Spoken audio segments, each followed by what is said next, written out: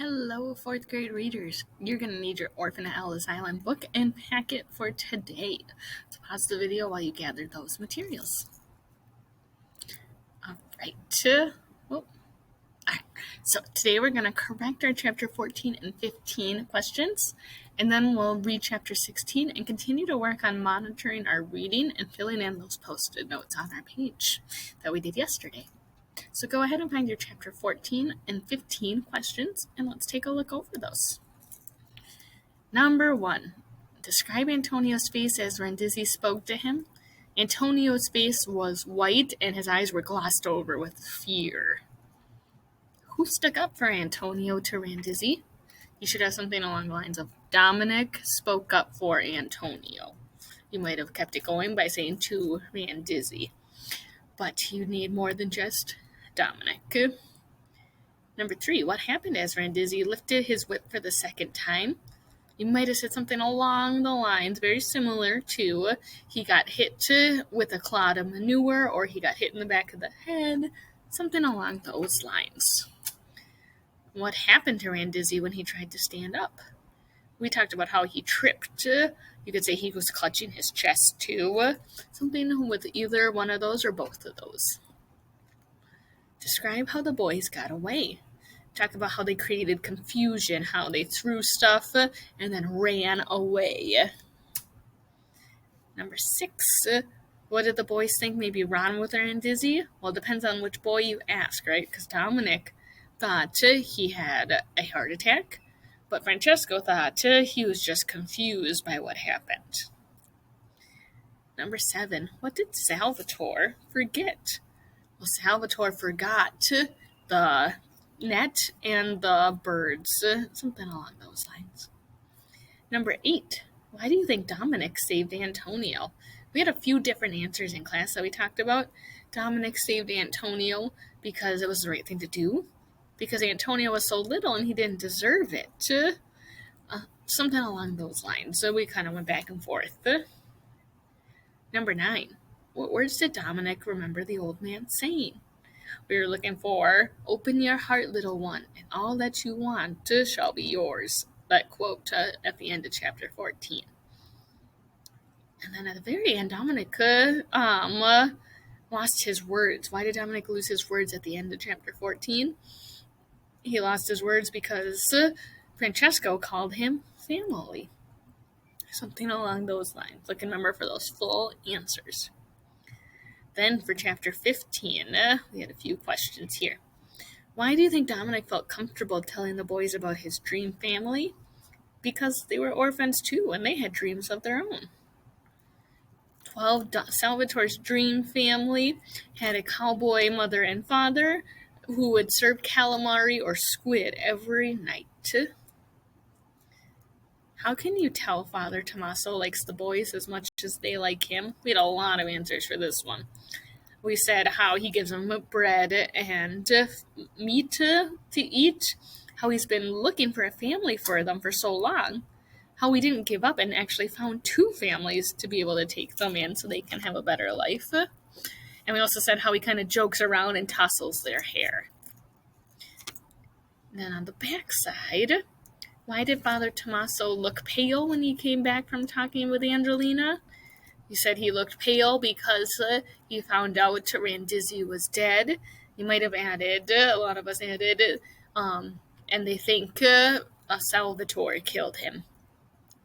And then that goes into number 15. Why do the townspeople think, or why may they have thought that Salvatore killed Randizzi?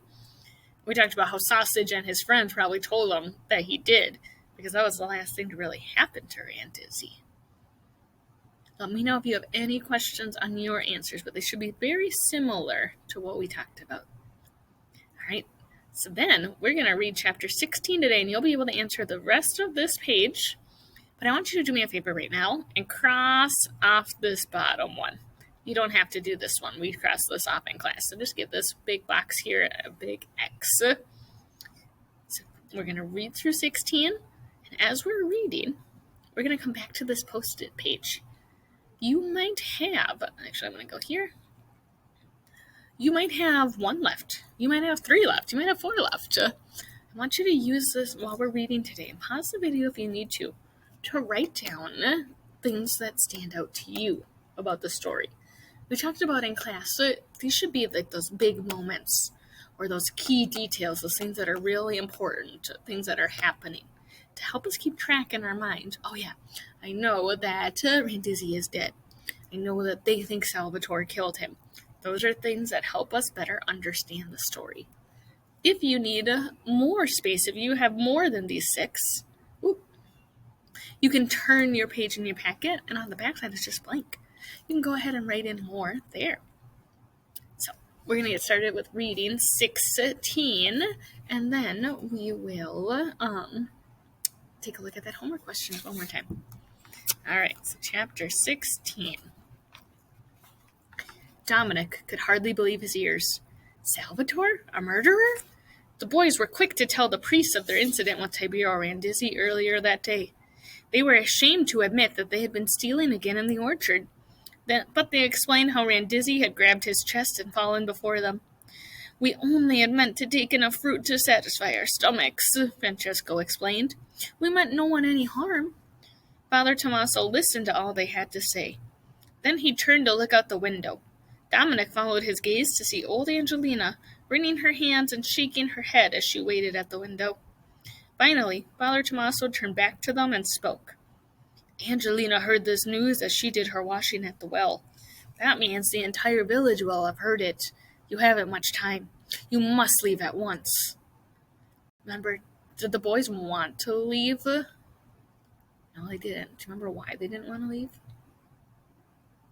Because they didn't want to be separated, right? They were going to have to be separated when they got to America. But, Father, you don't think I'm a murderer, do you? Salvatore demanded. There are a great many things that I do not know, Father Tommaso sighed. I am but a poor village priest. There is much that escapes me in this big world, but if I know anything, it is the hearts of those who kneel in my church. I have known you boys since you wore your baby dresses. I dipped your heads in the holy water. I know you are not murderers, but I also know the wrath of the Padrone. He is a vindictive man, and there will be no reasoning with him. If his son has accused you of this crime and asks others to verify his story, you are in grave danger. He will want an eye for an eye. Do you know what an eye for an eye means? That idiom there? It means they want whatever they did, they want to do to them. Ooh. But if Salvatore gets a good lawyer, he will get off, Dominic said, thinking of all the courtroom dramas he had watched on television. The Padrone is the law that rules in this village, Father Tommaso interrupted. We cannot risk Salvatore's life. They could throw him into a prison down in Napoli, and he would never live to see sunlight again. The priest's face suddenly brightened. Unless he were to go to Napoli himself. The ship that I told you about is waiting in the harbor as we speak. Thankfully, these tickets just arrived, and I haven't had the chance to tell anyone else about them. You'd all be safe in America, Francesco, and your brothers would have a good life there. Dominic watched as Francesco's eyes filled with tears. How? He asked. How would they separate us? The room grew suddenly still as they all waited for Father Tommaso's answer. The 2 youngest, Antonio and Salvatore, are to go to New Jersey. And Francesco, they found a family for you in New York.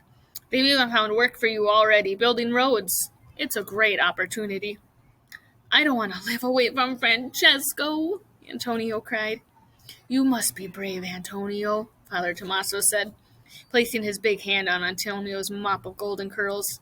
These 2 places, New York and New Jersey, are not a great distance apart. Francesco can visit you. Your brother is doing what is best for all of you. You must be brave.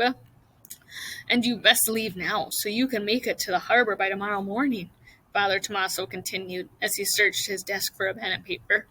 Stay off the main road and keep well hidden. I will stay here and try to divert them. But how? Ah! He cried, clapping his hands. Mention Rome to me, he suddenly demanded. What? Francesco asked. Rome, Father Tommaso cried. Mention Rome. Rome? Molto bene, very good, the priest cried. I will tell them that I saw you, and yes, you mentioned Rome. Always best to have the truth on your side. His eyes twinkled as he smiled. Se di vuole, God willing, I will meet up with you in Napoli tomorrow. So notice here, Father Tommaso wanted them to mention Rome. What is he going to do with that they mentioned Rome? How would that be helpful? He talked about how he could say, well, they mentioned this Rome, going to Rome, and what do you think the Padrone is going to think? They're going to Rome. They mentioned Rome. That's a big city. They're going to go to Rome instead. And where's the Padrone going to go? He's going to go to Rome too. And where are the boys really going to go? To Napoli. Good. He picked up his pen and began to write. Go to the chest, Francesco, he ordered without looking up, and take your shoes and shirts. You will need them for the journey. It's lucky that you left them here for Mass and not in the barn. They're sure to be looking for you there. Oh, and take your mama's rosary beads as well. Francesco lifted a little wooden chest by the door and pulled out a strand of worn wooden rosary beads, a pair of old leather shoes, and an empty cloth sack. He reached back into the chest, pulling out 3 folded shirts, and quickly threw them into the sack. Once you reach Napoli, find Pascal, the clam seller, Father Tommaso instructed, getting to his feet. He has his stall on the corner of Via Roma. Tell him that I sent you, and he will direct you to my sister, Signora Giasulo's house. Give her this letter. He handed an envelope to Francesco. My sister and her husband will take you in for the night. Notice that Signora, Signora. What do you think that means? We talked about how it reminds us of like Signora Eldago. It sounds really similar. So it probably is Italian for like Mrs. So his sister is Mrs. Giasulo or Signora Giasulo. Grazie, Father. Thank you, Francesco whispered. Ah, Francesco, the good priest sighed, coming around the desk and hugging him hard. Look after your brothers. They are good boys. You are all good boys. Oh, you slip now and then with your thievery and your wild ways, but deep down there is more goodness than devilry there. I know you will grow to be great men in America. Avoletto will miss you.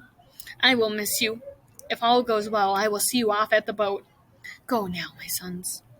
As he hugged Father Tommaso, Francesco caught sight of Dominic standing all alone. Father, he whispered, turning back to the priest, our friend here was caught in the earthquake down south. He's become a brother to us.